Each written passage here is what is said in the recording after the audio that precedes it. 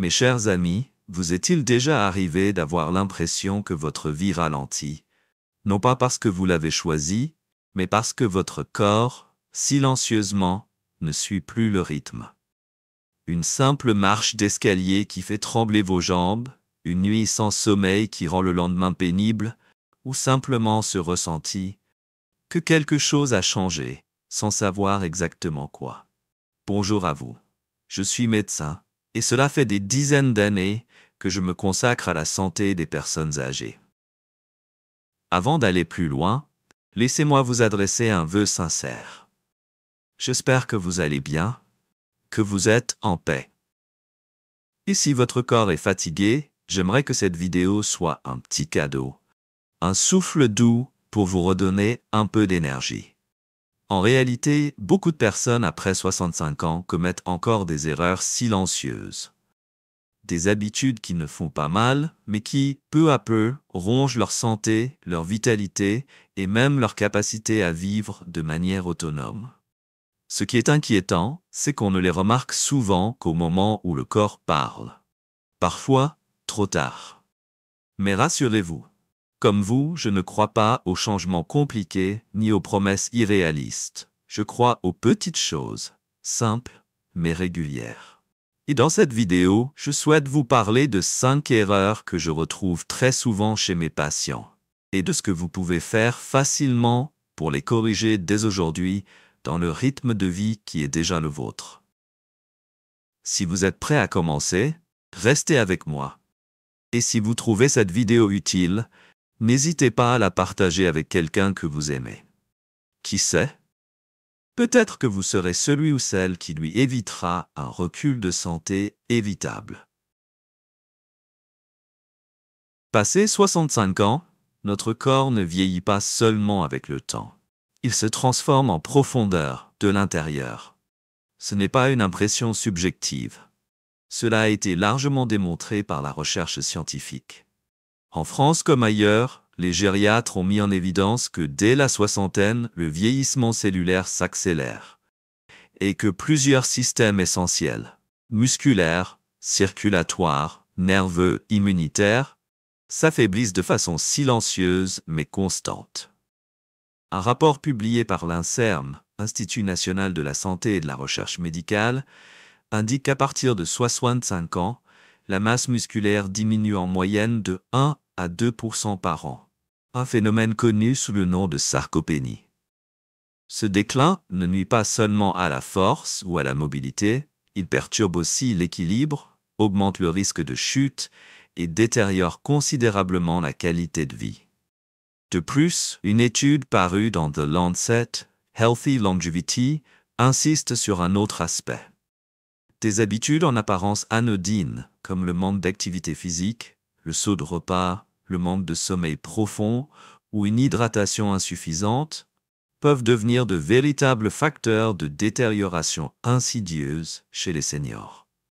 Ces comportements ne provoquent pas de symptômes immédiats, mais ils altèrent progressivement la fonction cardiovasculaire, augmentent l'inflammation chronique et accélèrent le vieillissement cérébral. Autrement dit, ce sont souvent les petites erreurs quotidiennes, répétées jour après jour, qui deviennent les plus grands ennemis de notre santé après 65 ans, même en l'absence de maladies graves. La bonne nouvelle, c'est que toutes ces évolutions peuvent être corrigées. En agissant à temps, par des changements simples, on peut améliorer sa circulation sanguine, préserver sa masse musculaire, soutenir la mémoire et même prolonger sa vie naturellement, sans médicaments ni interventions complexes. C'est pourquoi, dans la suite de cette vidéo, je vais vous présenter les erreurs les plus fréquentes, mais aussi les plus discrètes, qui affaiblissent la santé de nombreuses personnes entre 65 et 80 ans. Et notamment la première, rester assis trop longtemps, qui paraît inoffensive, mais cache de nombreuses conséquences graves. Allons-y ensemble. 1. Rester assis trop longtemps. Cela peut vous surprendre, mais le simple fait de rester assis, une habitude que nous partageons presque tous, est en réalité l'un des comportements les plus dangereux pour la santé après 65 ans. Ce n'est pas par paresse, mais parce que notre corps, à cet âge, ne peut plus tolérer l'inactivité prolongée comme avant. De nombreuses études médicales ont montré que, passé 60 ans, rester assis plus de 6 heures par jour peut augmenter le risque de maladies cardiovasculaires de 35% et même accroître le risque de mortalité précoce de 40%, comparé à ceux qui bougent régulièrement. C'est ce que révèle une étude publiée en 2020 dans le Journal of the American Geriatric Society, menée sur plus de 7000 seniors, suivis pendant 10 ans. Pourquoi? Parce que l'immobilité ralentit la circulation sanguine, surtout dans les jambes. Cela entraîne une stagnation veineuse, des gonflements, des varices et parfois la formation de caillots sanguins, thrombose. Les muscles des jambes et des hanches, peu sollicités, s'affaiblissent peu à peu, provoquant des douleurs lombaires, des genoux fragiles et augmentant fortement le risque de chute. Vous est-il déjà arrivé de vous sentir raide en vous levant après être resté assis longtemps? C'est un signal clair, vos articulations et vos muscles perdent en souplesse. Et cette souplesse, c'est la base de l'autonomie chez les personnes âgées. La perdre, c'est risquer de devenir dépendant, ce que personne ne souhaite. La bonne nouvelle, c'est que cela peut se corriger avec de petits gestes simples. Régler une alarme toutes les 30 à 45 minutes pour vous lever, marcher un peu, faire quelques mouvements d'épaule, d'étirement ou de flexion des genoux. Même changer de position, se lever pour boire un verre d'eau ou s'étirer en regardant la télévision, tout cela améliore la circulation et maintient la mobilité articulaire. Je pense à l'un de mes patients, André, 74 ans, qui vit seul à Lyon. Il passait ses matinées à lire le journal et ses après-midi devant la télévision, en bougeant très peu. Pour lui, être à la retraite signifiait se reposer. Mais il a commencé à souffrir de douleurs lombaires, de jambes lourdes et de perte d'équilibre dans les escaliers. Une fois qu'il a compris les risques de la sédentarité, il décidait de changer. Il s'est mis à marcher chaque heure, même quelques pas autour de la maison ou sur son balcon. Un mois plus tard, il m'a dit avec un sourire, « Je me sens rajeuni de plusieurs années. » La santé, souvent, ne dépend pas de grandes décisions, mais de petites habitudes répétées chaque jour. Alors, si vous passez trop de temps assis, c'est peut-être le moment d'agir. Doucement, mais fermement. Car ce simple changement peut amorcer une transformation positive, à la fois pour votre corps et votre esprit. Et maintenant, voyons une autre erreur silencieuse, tout aussi négligée, mais aux conséquences bien réelles. Ignorer les exercices de renforcement musculaire et d'équilibre.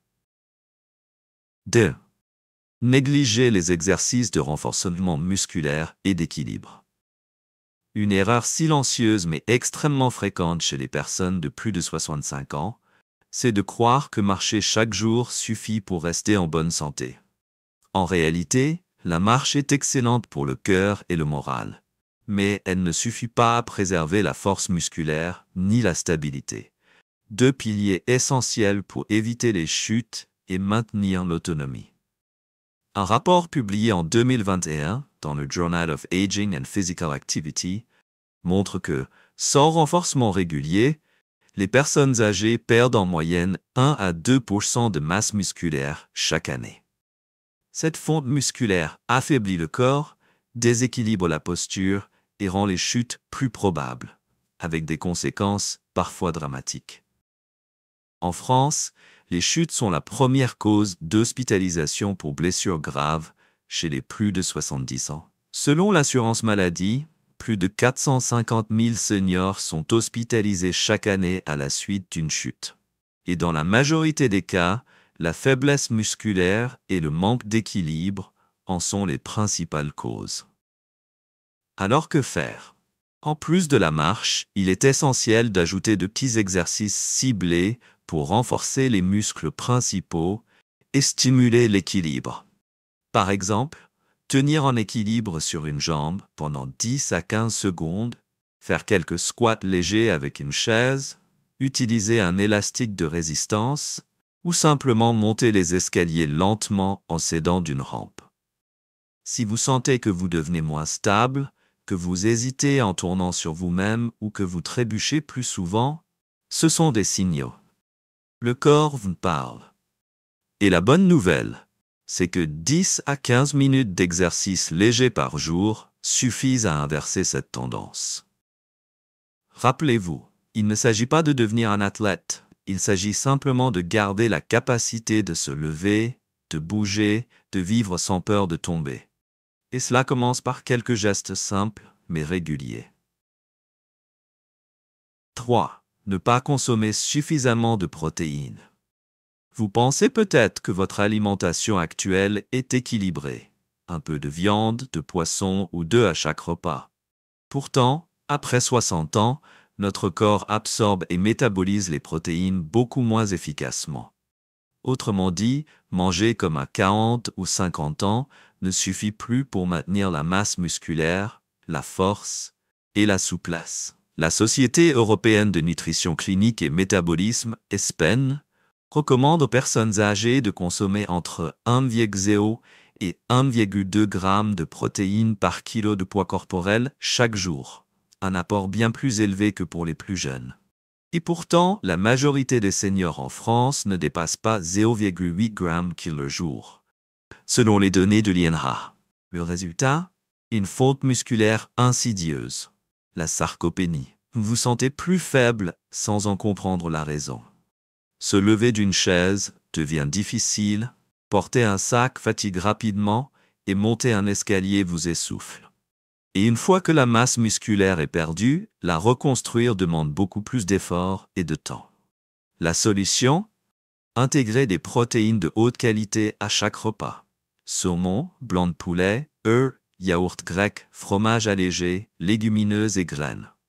Par exemple, un petit déjeuner avec un œuf dur et du pain complet. Un déjeuner avec du poisson grillé et des légumes. Un dîner léger avec du yaourt grec et quelques noix.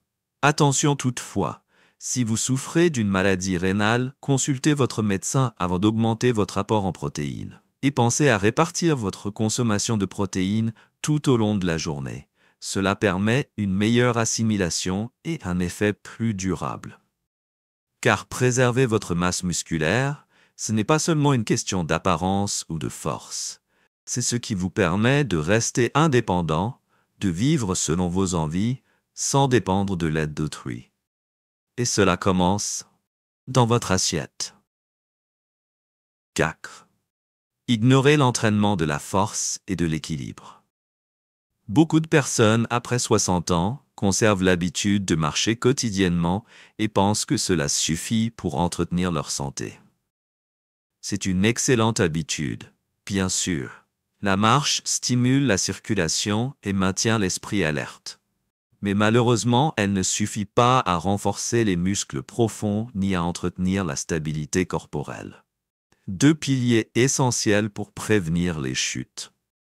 Selon l'Organisation mondiale de la santé, les personnes de plus de 65 ans devraient pratiquer des exercices de renforcement musculaire et d'équilibre au moins 2 fois par semaine. Car avec l'âge, la perte de masse musculaire touche particulièrement les zones clés comme les hanches ou les cuisses, celles qui soutiennent notre corps quand on se lève, qu'on monte les escaliers ou qu'on s'habille. Quand ces muscles s'affaiblissent, les petits muscles stabilisateurs suivent, rendant chaque faux pas plus risqué. Une simple perte d'équilibre peut entraîner une chute grave. Et une fracture du col du fémur, c'est parfois des mois de rééducation, voire la perte d'autonomie définitive.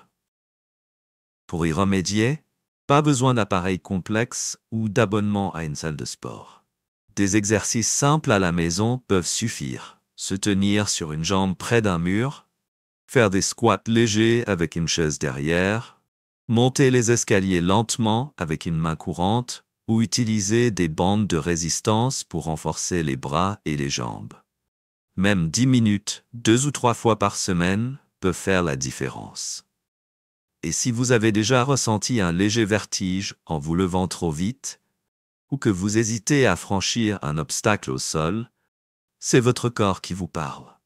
Il est peut-être temps d'écouter et d'agir. Ne pas consommer assez de protéines. C'est une erreur fréquente mais souvent méconnue. Pensez que notre alimentation quotidienne est suffisante, simplement parce qu'on mange un peu de viande ou d'œufs de temps en temps. Mais à partir de 60 ans, notre capacité à absorber et à utiliser les protéines diminue. Et cette baisse d'assimilation, si elle n'est pas compensée, peut entraîner une fonte musculaire progressive, silencieuse mais redoutable. La science parle ici de sarcopénie, un terme qui désigne la diminution naturelle de la masse et de la force musculaire liée à l'âge. D'après une étude publiée dans The Journal of Nutrition, Health and Aging, plus de 30% des personnes de plus de 65 ans présentent déjà des signes de sarcopénie. Et ce chiffre grimpe encore après 75 ans. Les signes sont parfois discrets. On se sent plus vite fatigué, on a du mal à se lever d'une chaise, porter un sac devient pénible, les jambes tremblent dans les escaliers. Ce ne sont pas des petits désagréments de l'âge, ce sont des alertes. La bonne nouvelle, c'est qu'en ajustant votre alimentation, vous pouvez freiner, voire inverser, ce processus. Les spécialistes français recommandent aux seniors de consommer au moins 1,2 g de protéines par kilo de poids corporel chaque jour. Pour une personne de 60 kg, cela représente environ 72 g de protéines. Et pas n'importe lesquelles. Il faut privilégier les protéines de haute qualité et faciles à digérer. Quels aliments choisir? Le saumon, les œufs, le blanc de poulet, le yaourt grec, les lentilles, le fromage blanc allégé, les graines de chia ou encore le lait de soja enrichi. Même si vous n'avez pas grand appétit, une soupe de lentilles, un yaourt nature, avec quelques noix ou une omelette légère peuvent faire la différence. Et si vous suivez un traitement médical particulier ou avez des problèmes rénaux, pensez à demander l'avis d'un médecin nutritionniste. Car ajuster l'apport en protéines n'est pas qu'une question d'énergie.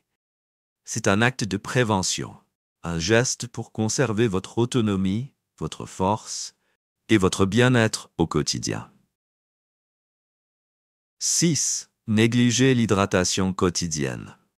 Contrairement à une alimentation trop salée ou trop sucrée qui envoie des signaux clairs, le manque d'eau agit en silence. Et pourtant, après 60 ans, c'est l'un des pièges les plus insidieux. Je n'ai pas soif, donc ça va.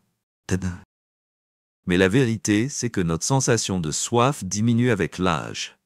Et lorsque vous ressentez la soif, votre corps est déjà en état de déshydratation légère.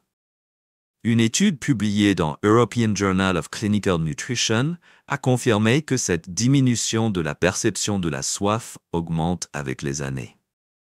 Résultat, une déshydratation chronique qui peut causer maux de tête, étourdissement, constipation, confusion mentale passagère et même chute due à une chute brutale de tension en se levant. Mais ce n'est pas tout.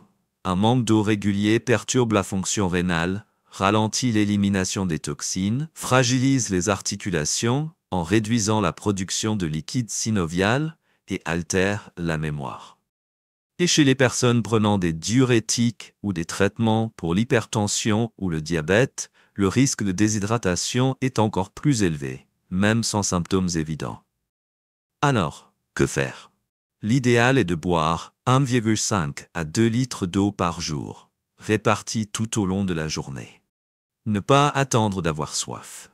Gardez une bouteille d'eau près de vous, buvez par petites gorgées régulièrement. Commencez votre matinée avec un verre d'eau tiède pour réveiller la circulation. L'eau plate reste le meilleur choix. Le thé, le café ou les boissons sucrées peuvent avoir un effet diurétique et accentuer la déshydratation. Si l'eau vous semble fade, ajoutez quelques tranches de citron, de concombre ou des feuilles de menthe. C'est naturel, rafraîchissant et bien plus agréable à boire. Un petit test simple. Pincez doucement la peau sur le dos de votre main. Si elle revient immédiatement à sa position normale, tout va bien. Si elle met du temps à se lisser, c'est un signal que votre corps a soif. Boire suffisamment d'eau chaque jour n'est pas un luxe, c'est une base vitale pour votre énergie, votre équilibre, votre mémoire et votre autonomie. Mes chers amis, nous venons de passer en revue 6 erreurs courantes, souvent sous-estimées, mais qui, jour après jour, peuvent affaiblir profondément notre corps après 65 ans. Rester assis trop longtemps, négliger les exercices de renforcement et d'équilibre, manquer de protéines, mal dormir, sous-estimer le repos réparateur et oublier l'importance de bien s'hydrater. Chacune de ces habitudes, en apparence anodines, devient à long terme un facteur silencieux de fragilité, de fatigue, de perte de mobilité et d'indépendance. Mais la bonne nouvelle, c'est qu'il n'est jamais trop tard pour changer. Notre corps, même vieillissant, possède une formidable capacité d'adaptation et de régénération, à condition de l'écouter et d'agir au bon moment. C'est pourquoi, aujourd'hui, je ne vous demande pas d'appliquer tous ces conseils d'un coup. Choisissez une seule chose, une petite action, et commencez demain. Vous levez chaque heure pour marcher quelques pas, ajoutez une portion de protéines au déjeuner, gardez une bouteille d'eau à portée de main. Ce sont ces petits gestes réguliers qui bâtissent une vieillesse plus forte, plus sereine. J'aimerais aussi beaucoup lire vos témoignages. Avez-vous déjà commis l'une de ces erreurs sans le savoir? Laquelle vous semble la plus difficile à corriger? Partagez-le dans les commentaires. Je les lis tous et j'essaierai de répondre car chaque histoire compte. Si cette vidéo vous a été utile, n'hésitez pas à la partager avec vos proches ou vos amis du même âge. Parfois, un simple rappel peut éviter une conséquence sérieuse. Et bien sûr, si vous souhaitez continuer à recevoir des conseils simples, bienveillants et fondés sur la science, abonnez-vous à la chaîne et activez la cloche pour ne rien manquer. Merci de m'avoir écouté jusqu'ici. Je vous souhaite une journée paisible et pleine de vitalité. On se retrouve très bientôt dans une prochaine vidéo, toujours ensemble, pour mieux vieillir avec dignité et en pleine forme.